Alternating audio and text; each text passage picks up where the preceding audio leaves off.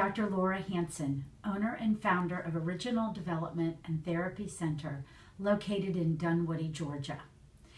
This is part of an ongoing video series. We're reaching out to the community, to families, to educators to bring in some information about the world of children suffering from neurobehavioral challenges. While a lot of the conversation does focus on around children, and that has been the primary focus of the practice, of course you can only understand that the background working with this group of children for 17 years, I've learned so much about how this has even impacted our health as adults and why there is such a problem today with the way our children are developing. Today's focus, though, is on a nutritional component. While in a 10-minute video, I certainly cannot bring to you all the nutritional points of interest that I would like to. However, though, if this video brings something to mind and you would like to ask a specific question, please go to the website originaldevelopment.org, and in the Contact Us section, you can write a question to me and I will answer you directly. I recently read an article about supplementation. The author of the article was from a very popular magazine called Time, and he gives a very strong viewpoint about supplementation. And because of his position in media, sometimes when people read this kind of information, they're going to make it concrete that this is exactly what the world of supplementation is all about. I really encourage you to dig deeper into areas so that you know for yourself if this is really valid information or not. So I don't know about the types of tests that he had done on himself in order to determine what his supplementation needs were. And then it went on to say about the regulations about supplementation, and then it was some type of post-check where he couldn't see any difference in his body chemistry. Now there's so many varying points just within that article. So let's kind of break down that concept so we can have something to go forward with. It really does matter how you're going to evaluate what your personal need is. In the area of supplementation, so many people do use a Russian roulette type of procedure in picking out what they're going to use. They may read an article, they may see something on TV, they may hear it from a friend. Especially in my office, this is probably one of the greatest struggles that I have with families, is to address the nutritional concerns of the patient.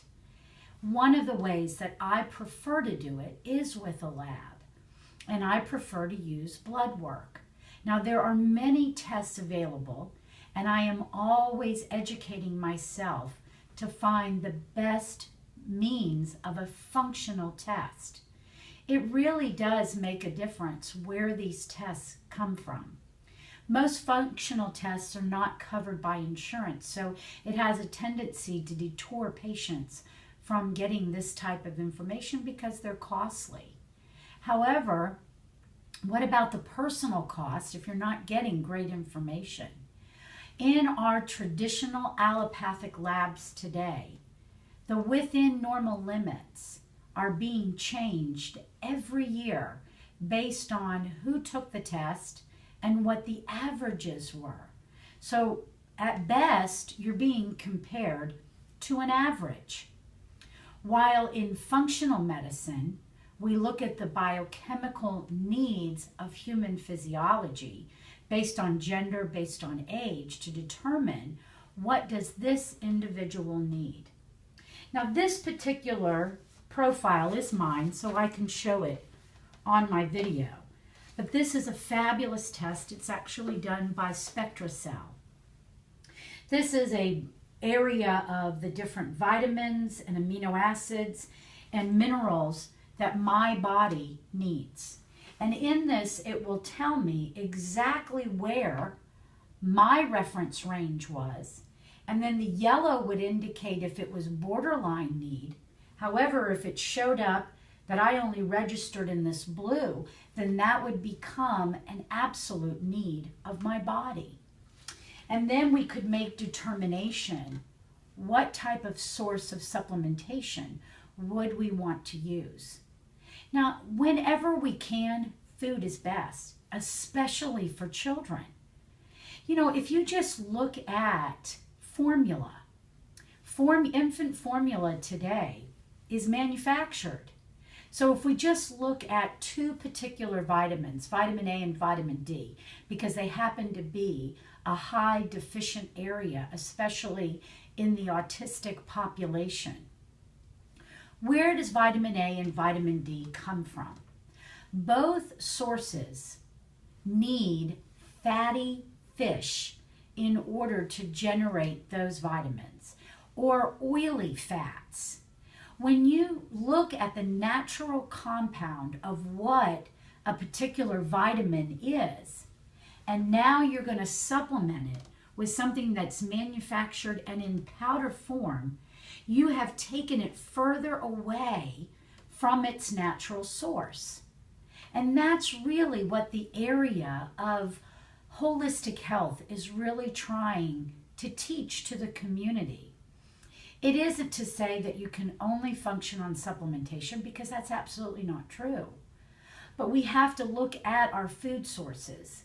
And if you go and investigate just this particular area, our world has changed. And there's nothing I can personally do about that. I am trying to offer the best resources I can come up with to give you the closest suggestion to the natural form so that your body will recognize it. When we take things in that the body cannot recognize, you create inflammation. So if your supplementations are so far away from what those natural sources really are, you may not be getting exactly what you think you're getting. Commercial grade vitamins. Unfortunately, if you buy your vitamins at Walmart, GNC, Target, great stores, not trying to take away from the stores, but you have to look at what else is in those stores. In the area of Target and Walmart, they've got everything from bicycles to laundry detergent to clothes. They buy in bulk. When you buy in bulk, you get a cheaper product. GNC is a very commercialized health food store. It makes a great revenue, but does it make a great product?